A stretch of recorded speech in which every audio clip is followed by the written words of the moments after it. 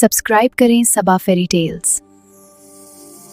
अचानक आसमान पर धुआं और आग के बादल छा गए। एक खौफनाक ड्रैगन शहर पर झपटा। लोग चीख रहे थे और हर तरफ तबाही का शोर था। इसी दौरान महल के अंदर जादूगर जफर खान ने तख्त के सामने खड़े होकर जोर से हंसते हुए सियाह जादू चला दिया। उसके हाथ से निकलने वाले जादुई सांप बादशाह के गले में लिपट गए। बादशाह ने आंखें फाड़कर चीखा, जफर, तुम मेरे भाई हो, ये क्या कर रहे हो? जफर खान की आंखों में सिर्फ तख्त की भूख थी। वह मुस्कुराया और जादू को मजीद ताकतवर कर दिया। बादशाह का जिस्म लरज उठा, आंखें बंद हो गईं और वह तख्त पर बेहाल गिर पड़ा। इसी लम्हे मलिका अपनी चारों बेटियों शहजादी मुबश्शिरा, शहजादी अक्सा, शहजादी सिमरन और शहजादी माहम के साथ हाल में दाखिल हुईं। अपने बाप को इस हाल में देखकर शहजादियों का खून खोल उठा। चारों शहजादियां एक साथ जफर खान पर झपटीं। उनके अंदर जादुई ताकतें तो थीं, मगर वो अभी उन पर काबू पाना नहीं जानती थीं। शहजादी मुबश्शिरा और शहजादी अक्सा ने मिलकर जादुई शुआएं छोड़ें, मगर उनका वार निशाना चूक गया और दीवार से जा टकराया। शहजादी सिमरन और शहजादी माहम ने जफर खान को रोकने की कोशिश की, लेकिन जफर खान ने एक जोरदार कहकहा लगाया और अपने हाथ के एक झटके से काली लहर छोड़ी, जिसने चारों शहजादियों को पीछे धकेल दिया। जफर खान गर्रा कर बोला, तुम्हारा ये कच्चा जादू मेरा कुछ नहीं बिगाड़ सकता। जफर खान ने एक जादुई वार शहजादियों की तरफ किया, मगर मलिका फौरन उनके सामने ढाल बनकर खड़ी हो गईं। मलिका ने तड़प कर चीख मारी, भागो मेरी बच्चियों, अभी तुम इसे नहीं हरा सकती। खुद को बचाओ और बदला लेना। तुम्हारे अंदर अजीम जादू है, इसे इसी लम्हे मलिका बेहाल होकर गिर पड़ी। चारों शहजादियां खुफिया सुरंग की तरफ भागी। पीछे दहाड़े आसमान चीर रही थी। शहजादी अक्सा ने नीली शुआ छोड़ी और सुरंग का दरवाजा झोर से बंद कर दिया। वो चारों सांस फूले, रोने और कांपते हुए जंगल की तरफ भागीं। शहर से दूर घने जंगल के एक बोसीदा और टूटे हुए घर में चार बहनें दुबकी बैठी थीं। पूरी रात सिसकियां लेते गुजर गई। जब सुबह का सूरज तुलू हुआ तो वह अपने साथ रोशनी नहीं, बल्कि एक खौफनाक खामोशी लाया। वह शहजादियां जिनके इशारों पर सैकड़ों खादिम हाजिर होते थे, आज एक एक लुक्मे को तरस रही थीं। महल की दीवारों पर अभी बादशाह के लहू के निशान सूखे भी न थे कि गद्दार जफर खान ने एक ऐसी चाल चली जिसने पूरे मुल्क को हिला कर रख दिया। लोगों, तुम्हारा बादशाह और मेरा भाई मर चुका है और उसे मारने वाला कोई और नहीं बल्कि उसकी अपनी ही बेटियां हैं। तख्त की हौस ने शहजादियों को इतना अंधा कर दिया कि उन्होंने अपने बाप का खून कर डाला। झूठ की गर्द ने सच को छुपा दिया और मासूम अवाम अपने ही मोहसिनों की दुश्मन बन गई। शहजादी मुबश्शरा और अक्सा जब बाजार से गुजरती तो दीवारों पर लगे अपने ही इश्तिहारात देखकर उनका दिल लर्ज उठता। सिपाही हर तरफ उनकी जान के प्यासे थे और जफर खान के काले सांप हर साए में उनका पीछा कर रहे थे। जिंदा रहने के लिए उन्होंने अपनी पहचान दफन कर दी। अब वह शहजादियां नहीं बल्कि आम नकाबपोश लड़कियां थीं, जो अपने ही मुल्क की गलियों में अजनबियों की तरह घूमती। लेकिन जुल्म की रात जितनी भी तवील हो, इसे खत्म होना ही होता है। शहजादियों ने रोना छोड़ दिया। अब वह सिर्फ अपनी जान बचाने के लिए नहीं, बल्कि अपने बाप का बदला लेने और अपना छीना हुआ वखार वापस पाने के लिए तैयार हो रही थी। वह कच्चा जादू जो कभी दीवारों से टकराकर नाकाम हो जाता था, अब एक ऐसी आग बनने वाला था जो जफर खान के तख्त को राख कर देगा। जफर खान समझ रहा था कि वह जीत चुका है, लेकिन उसे खबर न थी कि उसके तख्त की बुनियादें हिला देने के लिए चार शहजादियां अंधेरे में अपना जादू बेदार कर रही हैं। जंगल की खामोशी में चारों शहजादियां अब खुद को तैयार समझ रही थीं। शहजादी मुबश्शरा के हाथों से अब शोले निकलते थे और अक्सा की नीली शुआएं पहले से ज्यादा ताकतवर थीं। इंतकाम में वह यह भूल गईं कि जफर खान के जासूस चप्पे चप्पे पर फैले हुए हैं। एक शाम जब वह अपनी खुफिया पनाहगाह के बाहर मश्क कर रही थीं, डाकुओं के एक गिरोह ने उन्हें घेर लिया। यह आम डाकू नहीं थे, बल्कि जफर खान के इनाम के लालच में शिकारी कुत्ते बन चुके थे। देखो जरा, दीवारों पर छुपी तस्वीरें आज हमारे सामने जिंदा खड़ी हैं। डाकुओं के सरदार ने बदबूदार हंसी हंसते हुए कहा।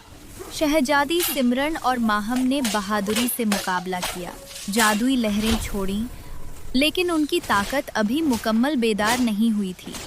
वह थक चुकी थीं और फाकाकशी ने उनके जिस्मों को निढाल कर दिया था।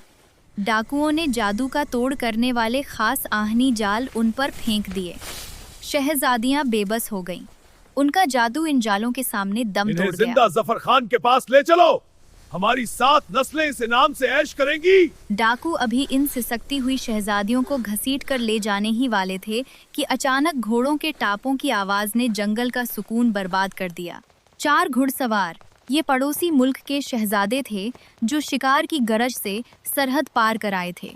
इन्हें न जफर खान के मक्र का इल्म था और न ही इन लड़कियों की असल पहचान का। उनकी नज़र में ये महज 4 मजलूम लड़कियां थीं जिन्हें अगवा किया जा रहा था। शहजादों के बड़े भाई शहजादा रेहान ने अपनी तलवार नियाम से निकाली और गरज कर कहा, ठहरो, उन लड़कियों को छोड़ दो। अजनबी, पीछे हट जा। इनके सर की कीमत इतनी है कि तू सोच भी नहीं सकता। शहजादा रेहान ने अपने भाइयों की तरफ देखा और फिर एक गहरी मुस्कुराहट के साथ कहा, अगर इनाम ही तुम्हारा खुदा है तो सुनो, तुम उन्हें जिसके पास ले जा रहे हो वो जितना भी देगा हम तुम्हें इससे 10 गुना ज्यादा सोना देंगे। ये लड़कियां हमारे हवाले कर दो और अपनी जान बचाकर निकल जाओ। डाकुओं के कान खड़े हो गए। 10 गुना ज्यादा इनाम, और वो भी बगैर जफर खान के दरबार में गर्दन कटवाने के खतरे के। डाकुओं ने आपस में खुसर फुसर की और लालच जीत गया। उन्होंने शहजादियों को रस्सियों से आज़ाद किया, शहजादों से सोने की थैलियां झपटी और अंधेरे में गायब हो गए। मुबशरा, अक्सा, सिमरन और माहम मिट्टी में अटी जख्मी हालत में खड़ी थीं। उनकी आंखों में तशक्कुर से ज्यादा शक था। तुम कौन हो और हमें क्यों खरीदा? शहजादी मुबशरा ने लर्जती आवाज में मगर शाहाना लहजे में पूछा। शहजादा रेहान ने घोड़े से उतरकर एहतराम से सर झुकाया। हमने तुम्हें खरीदा नहीं, आजाद कराया है।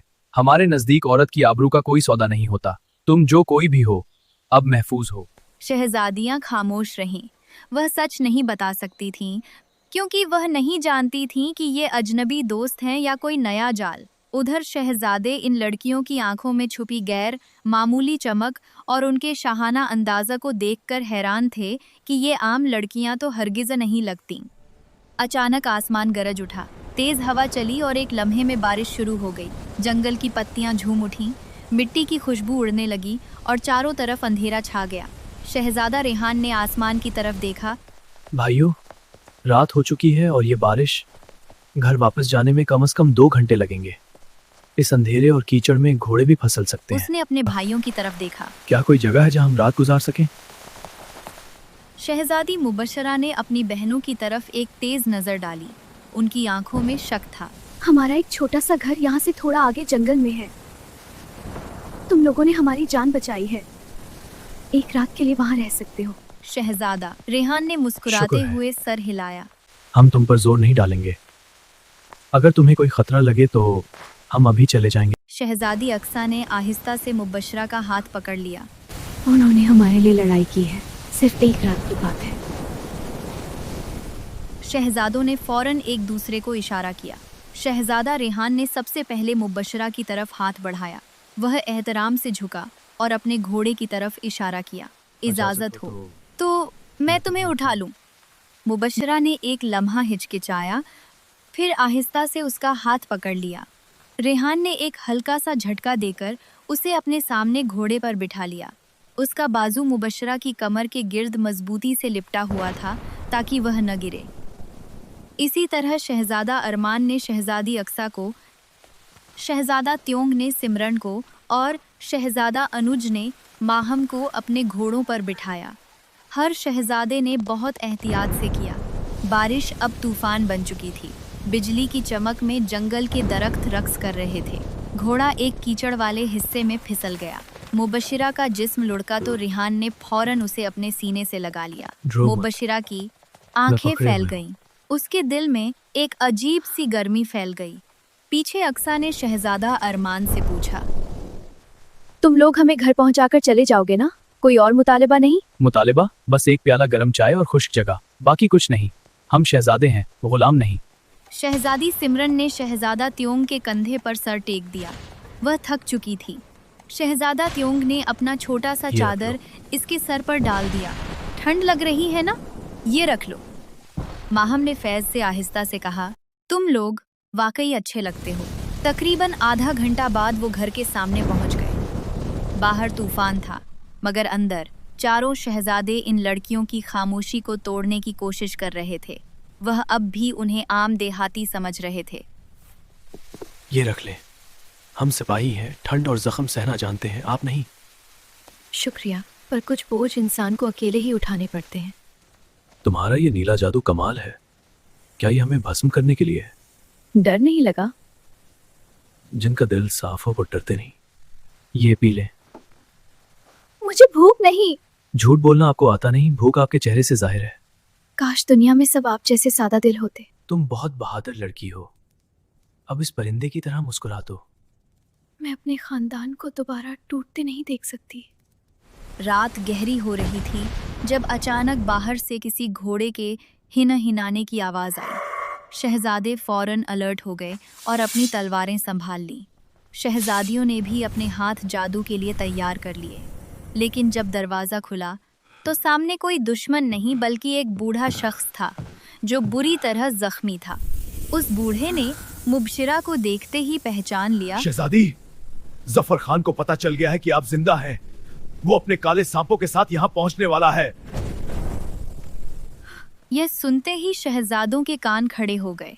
अब शहजादियों के पास छुपने का वक्त नहीं था, उन्हें सच बताना ही पड़ना था। जंगल की खामोशी टूट गई जब जफर खान अपने ड्रैगन समेत आसमान से बिजली की तरह नीचे झपटा। जफर खान ड्रैगन की पीठ पर सवार था।